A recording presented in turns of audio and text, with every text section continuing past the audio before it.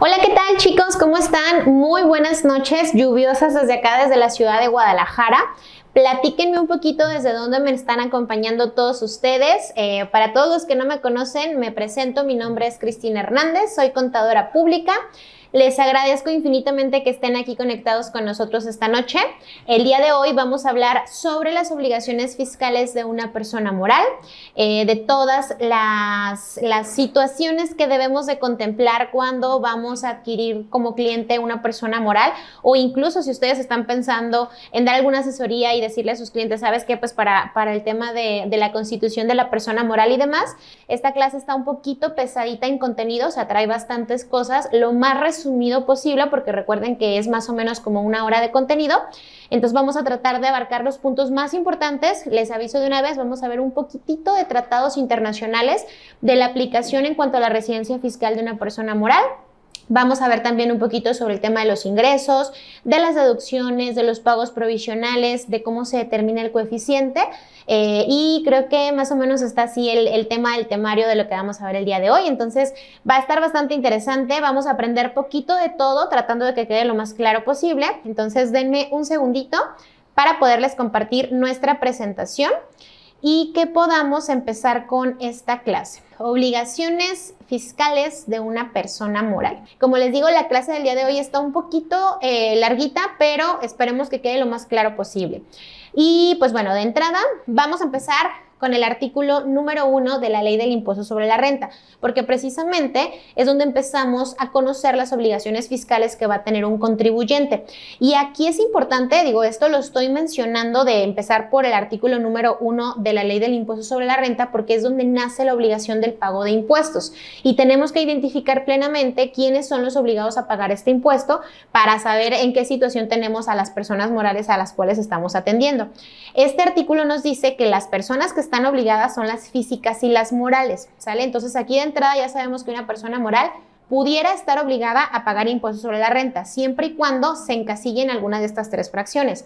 La primera es que sea residente en México respecto de todos sus ingresos, cualquiera que sea la ubicación o la fuente de riqueza. Esto es muy importante, chicos, porque vamos a hacer un repaso pequeñito de lo que son algo poquitito, muy leve de los tratados internacionales, ¿sale? Entonces, de entrada, para que una persona moral pague impuestos en México, tiene que ser residente. Y no solamente va a pagar impuestos en México de los ingresos que tiene en México, si es que es residente en México, sino de los ingresos que tiene en México y en cualquier otra parte del mundo, ¿sabes? Entonces, de repente, si ustedes tienen algún cliente, persona moral que tiene algunas acciones en otros países, que tiene inmuebles en otros países y se están rentando y al final de cuentas es la misma persona jurídica y demás, entonces van a tener que traerse esos ingresos a este país, que es su residencia, y van a tener que enterarlos aquí al final, ¿sale? Entonces, por eso es muy importante que una persona física o moral define en dónde está su residencia fiscal, porque la residencia fiscal va a depender de que tenga que pagar ingresos en ese país del resto de los ingresos que recibe en el mundo. Y funciona igual para las físicas, pero de todas formas, ahorita estamos hablando de las morales, ¿sale? No nos desviemos a las físicas porque las físicas son bastante interesantes. Más adelante vamos a revisar por qué. ¿Qué otra situación?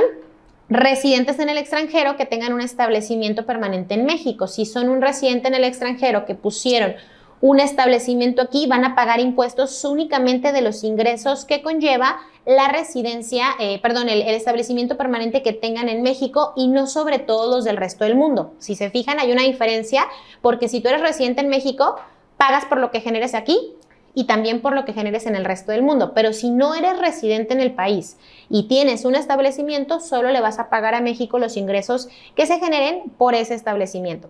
Y hay una tercera situación que es la fuente de riqueza. Sale una fuente de riqueza. Oye, no tengo un domicilio fiscal aquí, mi residencia está en el extranjero, pero tengo una fuente de riqueza aquí en el país. Pues entonces vamos pagando impuestos a México únicamente por los ingresos que generan esa fuente de riqueza. Para poder entender la diferencia de qué es la residencia y qué es la residencia fiscal, tenemos que ver un poquito de la definición y lo que conlleva esta situación. Porque es muy importante que abundemos primero en el tema de la residencia, porque la residencia te va a obligar a pagar impuestos de aquí y del resto del mundo.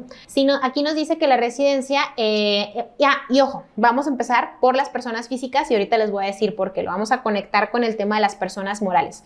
Una persona física se tiene que definir su residencia dependiendo del lugar en donde tiene su domicilio y una persona moral dependiendo del lugar en donde está establecida, ¿sale? Pero fíjense muy bien que aquí solamente estamos tocando el tema de residencia, no de residencia fiscal. La residencia para una física es donde tiene su domicilio y de la moral es donde está establecida, ¿sale? Ahora, ¿qué es la residencia fiscal? La residencia fiscal es un concepto que permite saber en qué país tributa el contribuyente, coincidiendo usualmente, esto no siempre es así, pero coincidiendo usualmente con la ubicación física de la persona. Es decir, la residencia fiscal es el lugar en donde el individuo tiene obligaciones fiscales y tiene que pagar sus rentas y sus impuestos. Si ustedes, y la memoria no me falla, ustedes lo podrán corroborar, en el artículo 10 del Código Fiscal de la Federación te habla de qué es el domicilio fiscal y te pone un montón de requisitos para efectos de determinar cuál es el domicilio fiscal de un contribuyente.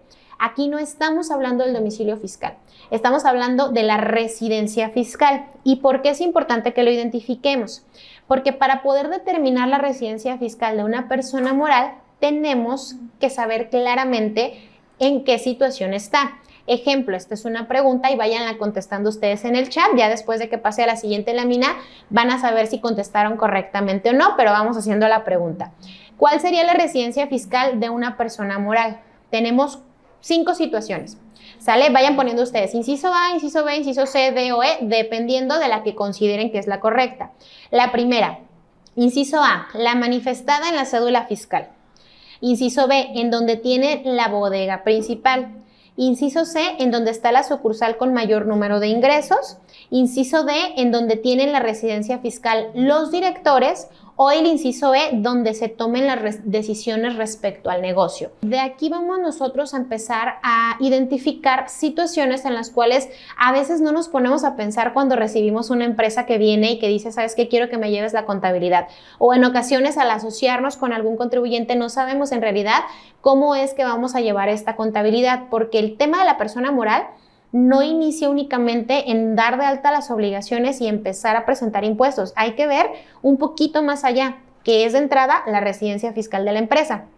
Vamos a pasar a las respuestas y de acuerdo al Código Fiscal de la Federación, en el artículo 9 nos dice que se consideran residentes en territorio nacional, obviamente como está en Código Fiscal es para efectos fiscales, las personas morales que hayan establecido en México la administración principal del negocio o su sede de dirección efectiva. ¿Qué quiere decir esto? Que si yo digo que mi cliente es un residente fiscal en México o que no es un residente fiscal en México, pues de acuerdo a las primeras 3 opciones que les di vamos a estar en lo incorrecto. ¿Qué es lo que tengo que voltear a ver para definir cuál es la residencia fiscal de mi persona moral? ¿En dónde tienen la residencia fiscal los directores o en dónde se tomen las decisiones respecto del negocio? ¿Sale? ¿Por qué? Porque es muy bien sabido que en muchas ocasiones se constituyen empresas en México por extranjeros, se agarran a cualquier mexicano para hacer alguna sociedad o algo por el estilo, porque pues debes de tener un mexicano para que puedas hacer eso más, y se empiezan a constituir empresas en México cuando en realidad los que toman las decisiones respecto al negocio, los directores, los que se llevan al final de cuentas las utilidades que genera la empresa que se considera teóricamente residente en México están en otros países, ¿sale? Y esto es muy común que pase, chicos, por nuestra ubicación geográfica. Nosotros estamos en una ubicación, prácticamente somos vecinos del país que más consume a nivel internacional, que es Estados Unidos. Entonces, obviamente, para efectos de logística, muchas empresas que le venden a Estados Unidos y también por tema de costos, les conviene constituirse en nuestro país, pero al final de cuentas son personas que no son residentes de nuestro país. Obviamente esto ya es un poquito más complejo y dependiendo del perfil o del nivel de clientes que ustedes tomen, puede ser que se topen con empresas transnacionales o con empresas de personas extranjeras que quieran venir a constituirse aquí, o que de repente, si se ponen a ver en las constitutivas de las empresas que ya tienen, tengan por ahí extranjeros y resulta que el extranjero pues es el que toma las decisiones en la empresa y el extranjero no vive en México, todo el tiempo ha vivido en España. Entonces, ¿qué quiere decir? que esa persona moral, a pesar de que tiene su domicilio aquí manifestado en su cédula fiscal, tiene una bodega en México, tiene sucursales en todo el país, o lo que ustedes quieran, pero la razón social, quien está tomando las decisiones está en otro país y allá reside, entonces puede ser que les cuestionen incluso la residencia fiscal de esa empresa, ¿sale? Y obviamente aquí pues sí es un tema de importancia, porque en México estará pagando sus impuestos como es, pero el día de mañana en donde va a tener broncas es en España. Y vámonos con otra situación que es importante considerar. Para efectos, de tratados y convenios internacionales, tienes que ser residente de uno u otro país contratante. Ahorita lo vamos a ver más adelante, únicamente como conocimiento general, porque el tema de tratados internacionales es bastante complejo, entonces nos meteríamos en camisa de 11 varas si lo queremos ver ahorita en un ratitito, pero lo que quiero darles a entender es que sí es importante que revisemos la residencia fiscal de los socios para poder definir la residencia fiscal de nuestra empresa. ¿Cómo se considera el tema de la residencia fiscal de una física? Pues bueno, tienes que revisar en dónde está normalmente la mayor parte del tiempo, en dónde tiene su fuente principal de ingresos, en dónde tiene su fuente de intereses vitales. Ejemplo, si tiene casa en dos países, ok, pues en dónde pasa más tiempo, o en dónde están sus hijos, en dónde está inscrito en el gimnasio.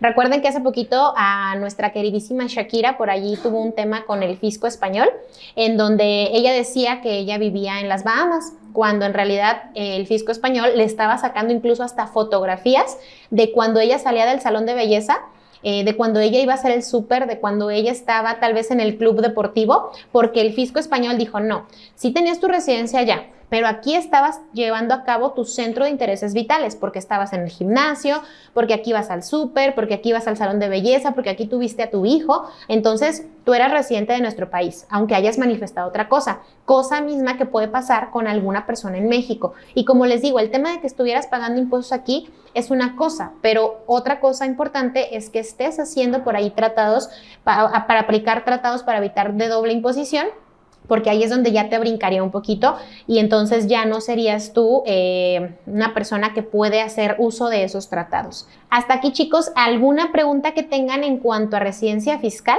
Bueno, aquí vi que contestaron algunos, la mayoría pusieron, bueno, esta ya supieron cuál fue la respuesta. A y E, aquí Patricio, la E es correcta, la D, contador de ideas, es correcta.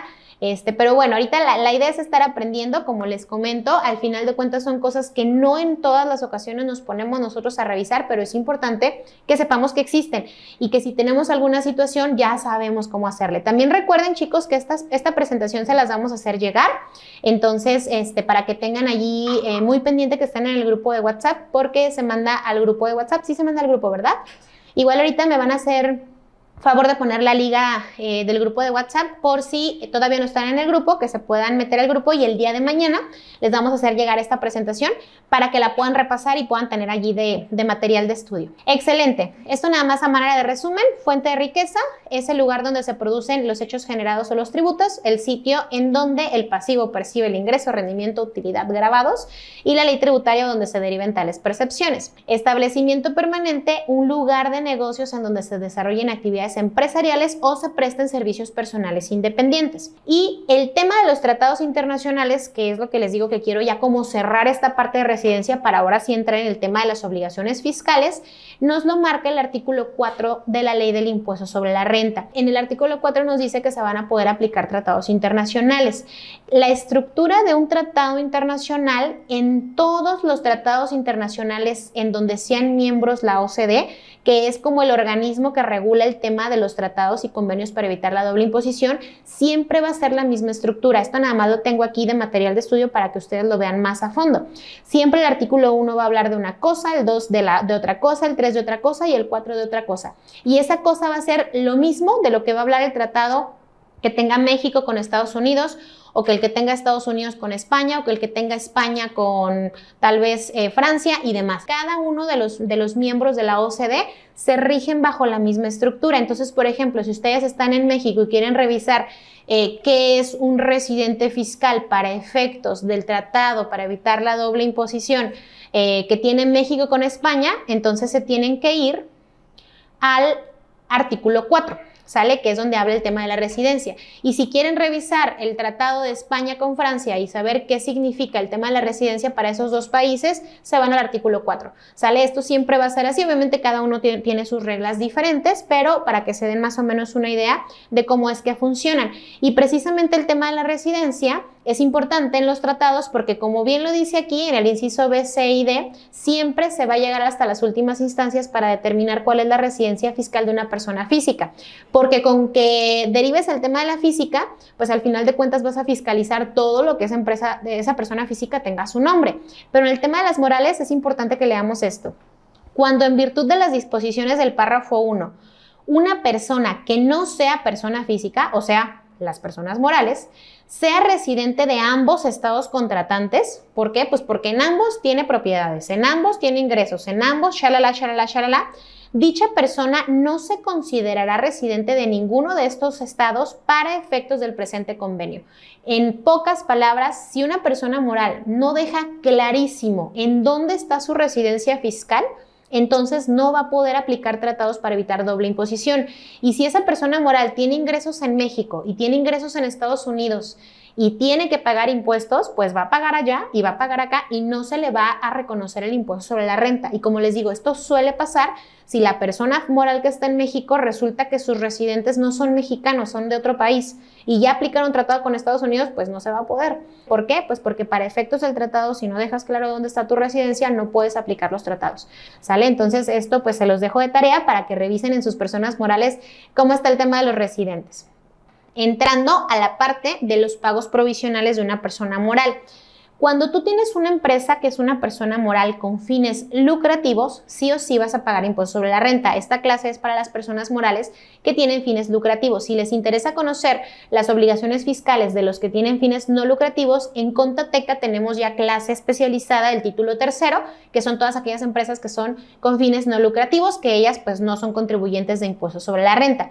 Pero para los que sí, en el artículo 14 es donde nos dice cómo es que vamos a pagar los impuestos, ¿sale? Y nos habla específicamente del ingreso que se tiene que estar pagando por concepto de impuestos sobre la renta. Y recuerden que esto es importante, chicos, una persona moral en título segundo, porque ahorita estamos viendo título segundo, también tenemos en Contateca una clase especializada de los recicos personas morales, porque anteriormente nada más éramos unos, ahora no, ahora hay reciclo persona moral, reciclo título segundo y tenemos aparte el título tercero, que son los no contribuyentes.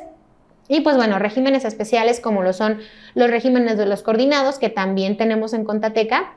Y si no me equivoco, en septiembre vamos a dar una clase de coordinados y actividades de autotransporte de carga. Entonces, cada uno tiene como sus temas especiales, pero ahorita en personas morales habituales, pues bueno, van a pagar impuestos de acuerdo a su coeficiente de utilidad.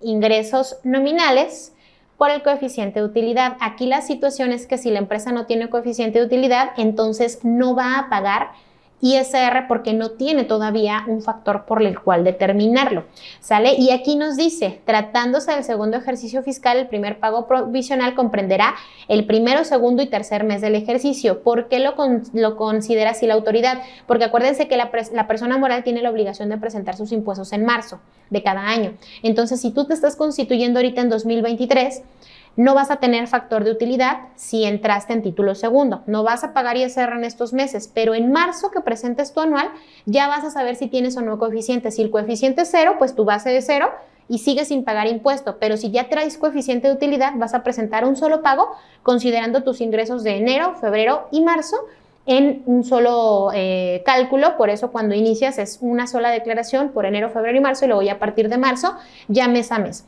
¿sale? Entonces esto es importante que lo consideremos. Se considera el coeficiente de utilidad fiscal del primer ejercicio aun cuando no hubiese sido de 12 meses. ¿Qué quiere decir? Oye, acabo de constituir la empresa ahorita en el mes de agosto. Ah, perfecto. De agosto a diciembre tienes solamente unos meses de operación y por esos meses vas a calcular un coeficiente de utilidad por el cual vas a pagar impuestos el año que viene. Oye, me salió en ceros el coeficiente, pues te avientas otro año sin pagar impuestos. ¿Sale? Puede pasar, por supuesto. Esta es una empresa de nueva creación, tiene mucha inversión y demás, pero por eso es importante, chicos, y esto se los pongo y se los recalco, por favor, si estás haciendo otra cosa, voltéame a ver ahorita en este momento, tienen que hacer precierres.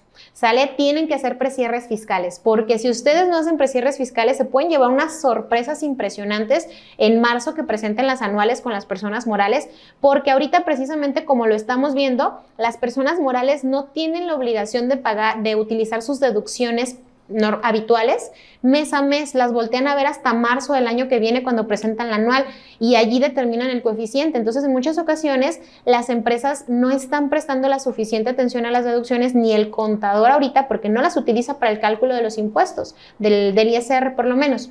Entonces, si ustedes no están a ciegas, van a llevarse sorpresas que probablemente pudieron haberse evitado si ustedes hacen precierres fiscales, ¿sale? Recuerden que el precierre es una mini declaración anual que pueden empezar a hacer a partir de este mes de agosto o del mes de septiembre, que de hecho en Contateca también vamos a tener clase de elaboración de precierres fiscales. Tenemos las del año pasado, pero cada año las renovamos, por ejemplo, en estas fechas. Volvemos a dar clase de precierres fiscales para que aprendan cómo se hacen o refresquen el cómo se hace un precierre y puedan ustedes darle indicadores a sus clientes por estas fechas y no en marzo que les digan, ¿sabes qué? Pues ahí te debes medio milloncito de impuestos, si bien les va. Porque créanme lo que hemos tenido por ahí experiencias que nos platican que en una ocasión hasta 7, 8 millones de pesos les salió a pagar una empresa porque pues nunca consideraron el tema de los precierres. Y no solamente es el tema del impuesto, sino también el factor de coeficiente de utilidad, que en ocasiones ni siquiera es el real, sino que no llevaron un debido control administrativo y nosotros no nos dimos cuenta porque no hicimos precierres. ¿Cómo se determina la utilidad del pago provisional? Esto nos lo dice el mismo artículo 14 y nos dice que los ingresos nominales correspondientes al periodo comprendido desde enero hasta el último mes en el que se refiere el pago, o sea, que en su momento lo que vamos a hacer es enero, determinamos por enero y febrero, determinamos por febrero, enero, febrero y marzo, determinamos por enero, febrero y marzo, o sea, siempre se va a hacer una acumulación. Se le va a poder disminuir la PTU que se paga, los anticipos a remanentes o rendimientos y la pérdida de ejercicios anteriores. Y al resultado se le va a aplicar la tarifa del 30%, que como les digo es ingresos por el coeficiente y luego se le restan estos factores y al resultado se le va a aplicar la tarifa del 30% y eso va a ser, al final de cuentas, nuestra base para, bueno, más bien nuestra determinación de nuestro impuesto.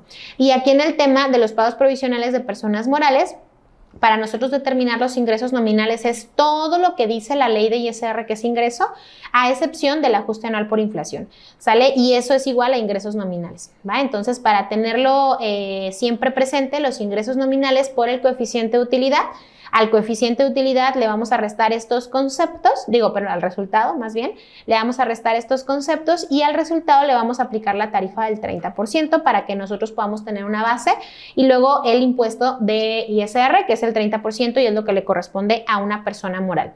Para poder calcular el coeficiente de utilidad, como les digo, esto se hace en un precierre fiscal, pero no es otra cosa más que la utilidad fiscal, o sea, una vez que terminamos ingresos, deducciones, actualización de tema de deducciones por inversiones y todo lo que conlleva el ajuste anual por inflación y demás, que eso es una clase bastante larga, entre los ingresos nominales del ejercicio y así sacamos el coeficiente de utilidad. ¿Tenemos alguna duda sobre esto? Me imagino que sí, entonces déjenme, me voy acá para poderlo determinar. Precierre fiscal anotado. Muchas gracias, contador de ideas. En serio, te lo juro que no tienes una idea de las broncas que le evitamos a nuestros clientes si les damos los números desde antes. Incluso ellos son hasta agradecidos con nosotros por algo que en realidad debería formar parte de nuestras actividades diarias como contador. Ok, creo que entonces todo en orden. ¿Nos puedes poner un ejemplo? Un ejemplo de lo que acabamos de ver ahorita. Sí, te puedo poner un ejemplo en donde tenemos una situación catastrófica de, por ejemplo, de personas. Imagínate una situación de una empresa que no sea contribuyente de IVA, que tenga ingresos exentos o tasa cero. Por ejemplo, puede ser alguien que tenga sector primario. Bueno, sector primario no porque tienen un régimen especial. Vamos a poner una verdurería pero grandecita, de las que venden por cantidades grandecitas. Una empresa del mercado de abastos. Que es comercializadora, vende temas de alimentos, obviamente sus ingresos son tasa cero, por ende, como son tasa cero, pues ponle tú que sí, genera impuestos a favor de IVA, porque todos los pagos de facturas que hace, pues son un saldo a favor de IVA, porque pues todo el 16% se lo puede llevar como acreditable, entonces genera saldos a favor, pero no paga IVA. Entonces, no paga ISR porque es su primer año de constitución, o tal vez sí paga ISR pero trae su coeficiente en ceros, entonces su pago mensual de tu cliente le va a estar llegando en ceros, ¿sale? Ceros por impuesto sobre la renta, ya sea porque es su primer ejercicio o porque trae cero de coeficiente, y cero de IVA porque pues, saldo a favor de IVA más bien porque jamás ha pedido o es contribuyente de IVA en el tema de que pues no paga IVA, entonces financieramente en números le va a salir en cero su pago de impuestos mensual. Entonces, si tú nunca hiciste un precierre fiscal, haz de cuenta que tu cliente pues ha de haber dicho, no, pues si pido factura, de todas formas no me llega pago de impuestos, pero si no pido factura, pues quizás es lo mismo. Tal vez no trae un buen control con las facturas de sus proveedores, quizás se le olvida pedir factura, quizá tiene por allí situaciones en las cuales al cliente, si no lo ve impactado en su bolsillo, chicos, difícilmente nos va a hacer caso a menos de que sea una persona que realmente esté muy organizada. Entonces, si él está viendo que en sus números mensuales no está teniendo ninguna situación, pues entonces tampoco se está encargando de pedir facturas. Resulta que se llega el cierre del ejercicio, se llega el mes de marzo, presentas la declaración anual y sus ingresos están por las nubes y resulta que en todo el año no facturó más del 70% de los gastos que pudo haber facturado y solamente trae unas pequeñas deducciones por ahí que medio se acordó y fueron los pocos saldos a favor que tú estuviste generando. Al momento de que tú hagas el cálculo, si no traía pérdidas y ahora sí va a generar un coeficiente de utilidad y va a estar por las nubes y el impuesto que no pagó durante todo el año lo va a pagar en la declaración anual, entonces les aseguro que el cliente se va a ir para atrás, porque esa lana que teóricamente trae de utilidad, en su mayoría fue por una falta de administración de la empresa, no de ustedes, de la empresa que no estuvo pidiendo sus facturas correspondientes, y como el cliente no lo estaba viendo directamente en su bolsillo mensual de pago de impuestos, pues tampoco le prestaba mucha atención. Entonces, eso se pudo haber evitado si ese numerito tú se lo hubieras dado en octubre, por ejemplo. Oye, ¿sabes qué? Traes tu utilidad por las nubes. Tu coeficiente está en este monto y vas a pagar tanto de impuestos. En el momento que ustedes sienten al cliente y le digan eso, el cliente se va a ir para atrás y va a decir, ¿qué tengo que hacer? Ok, estamos dentro del año, se pueden pedir facturas de los gastos que estén en el año, vamos teniendo más cuidado con los gastos a futuro, etc, etc, etc. Créanmelo, hay muchísimas cosas que se pueden hacer. Y esto es algo que simplemente por tener paz mental ustedes como contadores lo tienen que hacer en estas fechas. Sí, son muy importantes los precierres. Me encanta que estemos de acuerdo en ese punto porque de verdad yo no entiendo los contadores que no hacen precierres. Si no conocías esto, hazlo a partir de ahorita y si ya lo hacías, felicidades, tus clientes deben de estar muy felices. Ok, ahorita regreso con las demás preguntitas. Vámonos con el tema de los ingresos. Todo lo que tengan que ver ustedes, chicos, para saber qué es o no un ingreso de personas morales, tienen que verlo en el artículo 16 de la ley de ISR. Aquí nos va a decir, para efectos de las personas morales, qué se considera un ingreso, ¿sale? Se van a acumular en su totalidad los ingresos que tú recibas en efectivo, bienes, servicios, crédito de cualquier otro tipo. Sale que obtengas en el ejercicio inclusive los provenientes de sus establecimientos en el extranjero. ¿Por qué? Porque aquí ya determinamos que el 16 nos dice que son morales residentes. Si eres residente, por ende, acumulas lo del resto del mundo también aquí en nuestro país. ¿Qué otra cosa se va a considerar un ingreso? El ajuste anual por inflación acumulable. Es otro punto que también es muy importante que lo consideremos. El ajuste anual por inflación acumulable se tiene que calcular, se considera en el precierre fiscal, esto es importante, y es un ingreso acumulable. Si no sabes qué es el ajuste anual por inflación, pues no es otra cosa más que el efecto inflacionario entre lo que te debieron de haber pagado y lo que tú pagaste si es que diste más créditos o te deben más. O sea, si tú vendiste algo en enero y te lo pagaron en agosto, porque pues tú como persona moral acumulas en el momento que lo vendes, que es en enero, ¿sale? Pero te lo dieron hasta agosto y fue la misma cantidad, otra persona se financió con tu lana, entonces eso a ti te va a generar un ajuste anual por inflación deducible y el que no te pagó en su momento, si es una persona moral, le vas a generar un ajuste anual por inflación acumulable, ¿sale? Entonces es el efecto inflacionario entre los movimientos. En el diplomado de ISR de personas morales y obviamente en los precierres fiscales vemos específicamente cuál es la determinación del ajuste anual por inflación. Ahora, ¿qué no va a ser un ingreso? Aumentos de capital, pagos por pérdidas por sus acciones, primas obtenidas por la colocación de acciones que emita la propia sociedad o por utilizar la revaluación de método de participación en activos fijos y de su capital. Las remesas que obtenga la Oficina Central de Personas Morales o de otros establecimientos, los ingresos dividendos que perciban otras personas morales residentes en México. Antes de irme a la parte de qué no se debe de acumular, me voy a regresar un poquito a la parte de qué es un ingreso. Hay otros factores, chicos, que el mismo artículo 16 lo menciona, que son, por ejemplo, las indemnizaciones que te dan cuando contratas un seguro por asegurar a tu hombre clave. Ahorita está muy popular entre los agentes de seguros. En realidad sí es un buen método de ahorro y de deducibilidad el asegurar a hombres clave. Tal vez muchos de ustedes ya lo han escuchado en algún momento. Y luego viene el contador y les pregunta, oye, es que fíjate que mi agente me está ofreciendo asegurar a mi director de ventas porque pues es muy chingón y si no está él, mi empresa no funciona, entonces me dice que lo podemos asegurar, que la póliza es 100% deducible y que es un plan a X número de tiempo. Ah, ok, perfecto. Sí es 100% deducible en el momento, sí lo puedes asegurar, sí le funciona a la empresa, pero en el momento que se acabe eso o le pase algo a esta persona, el dinero que entra a la empresa es 100% acumulable, a diferencia de otro tipo de seguros. Entonces, aquí es importante que conozcamos estas situaciones. Los ingresos incluso en crédito, pues obviamente son acumulables y aquí nos los dice. Cuando tú expidas el comprobante fiscal de la venta, cuando envíes o entregues el material físicamente o cuando se preste el servicio o cuando se cobre o sea exigible total o parcialmente el precio de la contraprestación pactada, aun cuando provenga de anticipos. Los anticipos son acumulables, ¿sale? Pero ¿en qué momentos pudiéramos llegar a tener una situación con la autoridad? Esto ténganlo presente. Hay empresas que tienen controles de entradas y salidas de almacén. Y en ocasiones esas entradas y salidas de almacén no están tan cuadradas con la facturación emitida o con los anticipos dados. Ojo chicos, porque si en algún momento la autoridad va y les inicia facultades de comprobación y ustedes tienen un sistema de control de inventarios y la autoridad detecta que salió mercancía del almacén porque tu sistema de inventarios dice que salió, no te dieron anticipo, no emitiste una factura, pero entregaste el bien, porque aquí el 17 nos dice, se envíe o se entregue materialmente el bien, entonces te va a decir, págame impuestos de esa salida de almacén.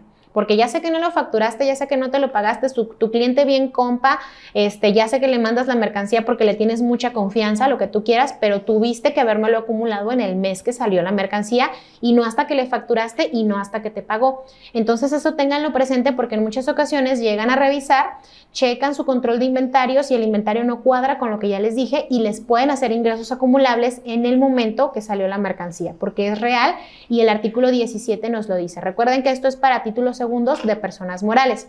A diferencia de las SCs, las ACs y las empresas de suministros de agua, que estas son empresas que tributan en base a flujo de efectivo.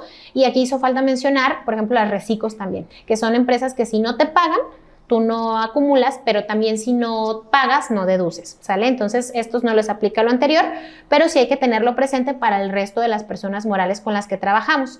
¿Cuándo se debe acumular? En el tema del otorgamiento o uso temporal de bienes, cuando se cobre total o parcialmente las contraprestaciones, cuando sea exigible a favor de quien efectúe dicho otorgamiento, se expide el comprobante fiscal que ampare el precio o lo que suceda primero. ¿Qué quiere decir? Oye, tengo una persona en renta de persona moral, no me ha pagado, ¿ya tengo que acumular ese mes de renta corriente? Sí.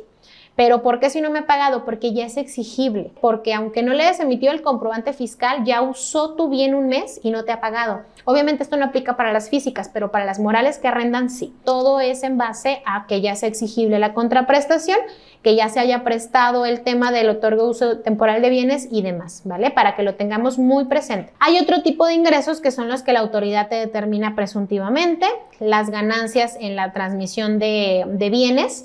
El tema de las mercancías que les decía, el tema de las mercancías es bien interesante porque incluso los faltantes en almacén, o sea, si tú tienes un inventario y no te cuadra con lo que está físicamente, hay veces que las autoridades son medio agresivas y te cuentan hasta el último clavo que tienes en el almacén y si hay diferencias de que te falte mercancía y tú no metiste ningún incidente de que te robaron, de que merma, de que lo que sea, te hacen ingreso eso, porque presumen que las faltas de mercancía en el almacén son ventas que no les estás enterando, ¿sale? Entonces también tener cuidado, a veces el tema del inventario no le prestamos la suficiente atención y deberíamos de hacerlo. Los que provengan de construcciones, instalaciones o mejoras permanentes. Esto es importante. Los arrendatarios que rentaron un terreno y les dejaron una casa construida, pues bueno, ya saben que tienen que acumular esa adquisición de bienes, al igual que los que tienen oficinas y les hacen adecuaciones, mejoras y demás. Obviamente esto pues ya se determinaría en base a un avalúo para que puedan ustedes acumular y sería obviamente hasta el momento en el cual la persona que les rentó se vaya, ¿sale? Antes pues por supuesto que no. las ganancias derivadas de ventas de activos fijos, los pagos que se perciban por recuperación de créditos deducidos incobrables, porque acuérdense que también en el tema de las cuentas incobrables hay un beneficio. Eso es otro procedimiento que, si no me equivoco, también lo vimos en el diplomado de ISR a detalle, pero también obviamente hay acumulación por cuentas incobrables y deducibilidad por cuentas incobrables para personas tanto físicas como morales. Eso no hay tanto tema. Lo que les decía del tema de los seguros de fianzas y responsabilidades, las cantidades que el contribuyente obtenga como indemnización para resarcir la productividad que generó la falta de alguna persona de técnico diligente, que es lo que les digo de los seguros de hombre clave. La ley lo tiene muy contemplado como un ingreso acumulable. Cantidades que se presuman para efectuar a cuenta de terceros, siempre y cuando no las tengas comprobadas, ¿sale? Entonces, gastos a cuenta de terceros, recuérdenlo, tienen que estar comprobados con comprobantes fiscales. Intereses, ajuste anual y las cantidades que se reciban en efectivo o moneda extranjera por concepto de préstamos, aportaciones para futuros aumentos de capital o capitales mayores a 600,000 pesos cuando no se cumpla con lo previsto en el 76 del 16avo de esta ley. Ahí les va. Recuerden que cuando ustedes reciben aportaciones en efectivo o préstamos o situaciones que no están informando a la autoridad fiscal en la declaración informativa de depósitos en efectivo, pueden llegar a hacerse los acumulables si no los informan. Es lo mismo que con las donaciones, préstamos y demás de personas físicas en su declaración anual. Es lo mismo que con las morales. Si no informas en tu declaración estas situaciones o en tema de los depósitos en efectivo, hay una declaración que se hace mensualmente sobre los depósitos que tienes. No me acuerdo si es mensual o 14 días después de haber recibido el movimiento, que también tenemos una clase en donde vimos esta declaración específica, que es declaración informativa, pero no me acuerdo si alguien tiene por ahí el dato, a ver si nos puede ayudar nada más para no quedarnos con la duda, porque no me acuerdo si es 14 o 15 días después de haber recibido el movimiento o al mes siguiente, que estoy casi segura que es la primera opción. Tienes que informar el depósito en efectivo superior a 100,000 pesos, ¿sale? Entonces, si acá superan los 600 y ni lo informaste ni nada, te lo pueden hacer ingreso acumulable, ¿vale? Entonces, para tenerlo muy presente. ¿En qué tiempo se puede hacer un precierre? Normalmente nosotros recomendamos que lo hagan mínimo a partir del pago de agosto que se presenta en septiembre, ¿sale? Pero hay empresas que lo hacen cada mes. Esto va a depender mucho de cómo se lleve a cabo la operación de la empresa, pero mínimo tienes que empezar el precierre de agosto en septiembre. Ya si se te fueron los tiempos, pues entonces haz el cierre a septiembre que se presente en octubre, ¿sale? Pero no se te olvide hacerlo, esto es muy importante. Las notas de crédito por aplicación de anticipos se deducen del pago provisional. Ninguna devolución y ninguna nota de crédito la puedes deducir en pagos provisionales. Esas solamente son hasta la declaración anual, ¿sale? Entonces, para tenerlo muy presente. Por eso de repente sí hay que tener un buen control con eso, porque vas a pagar impuestos todo el año por algo que al final ya sabes que devolviste como nota de crédito, pero solamente hasta la declaración anual lo vas a poder poner. Y por eso les digo, ese es otro dato muy importante que no puedes ver en pagos provisionales, sino hasta el anual. Entonces, si no haces precierre, hasta la declaración vas a ver cómo realmente están tus números. ¿De cuándo se empieza a trabajar los precierres? Una persona moral tiene 2 accionistas extranjeros, ninguno mexicano. Desde USA se maneja la empresa. Su residencia es USA, sí, Cecilia. Tiene que pagar impuestos en México porque está establecida aquí, pero en Estados Unidos seguramente le tienen que pedir información a los socios de esta empresa y el contador americano tiene que llevarse todos esos datos y enterarlos allá. También existen proyecciones de impuestos. Sí, exactamente. ¿Cómo eliges un catálogo de una persona moral que inicia? De preferencia, Tania, podrías apegarte un poquito al del SAT. No es el mejor de todos porque todas las contabilidades son muy personalizadas, pero te puede servir de base y agarra las cuentas que te vayan sirviendo. La declaración de informar efectivo es para físicas y morales. Sí, es correcto, Cecilia. Abraham, muchísimas gracias por darnos la respuesta. Esa es la que estaba esperando. Tiene que ser 15 días después de su actividad. Me falló por un día. Sí, exactamente. 15 días después de haber tenido el movimiento, presentas esa declaración y es una declaración informativa. Ok, excelente. Entonces vamos avanzando un poquito, chicos, porque ya se nos está yendo el tiempo y quiero que veamos todo. Creo que esta ya es la última parte del tema de las deducciones. Que nos habla en el artículo 27. Y es que, como les digo, en una hora es imposible ver toda la información porque el 28, no me van a dejar mentir para los que dominan el artículo 28, el 28 es un análisis que nos puede llevar una clase de 3 horas, ¿sale? Para poderlo entender y aplicarlo correctamente, que tengo muchas ganas de dar una clase en Contateca específicamente del artículo 28 porque es bastante interesante. Pero el 27 es el que nos dice cuáles van a ser las deducciones que puede aplicar una persona moral, en general los requisitos de estas deducciones y demás. Las deducciones autorizadas de este título deberán reunir los siguientes requisitos. Requisitos, perdón. Obviamente ser estrictamente indispensables, donativos hasta por un 7% de la utilidad del ejercicio anterior.